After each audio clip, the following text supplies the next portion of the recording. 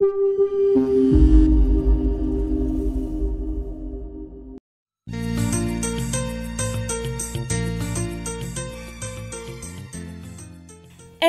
sur 2100 hectares à Lekki au Nigeria, ce complexe pétrochimique est l'une des plus grandes raffineries au monde. Il a une capacité de production de 650 000 barils d'essence et de diesel par jour et permettra au Nigeria d'en finir avec le paradoxe d'être un producteur de pétrole brut contraint d'importer son carburant. Un investissement estimé à plus de 19 milliards de dollars. Mais qui est l'homme qui se cache derrière cet investissement? Né le 10 avril 1957 à Kano, dans le nord du Nigeria, Aliko Dangote, puisque c'est de lui qu'il s'agit, est issu d'une riche famille de commerçants Haoussa musulmans. Son arrière-grand-père maternel, Alassane Dantata, avait fait fortune dans l'import-export entre le Nigeria et le Ghana.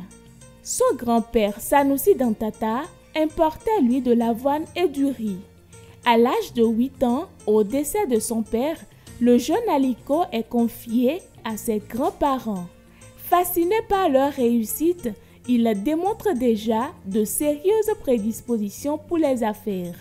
Il achète des sacs de friandises qu'il revend à l'unité à ses camarades de classe.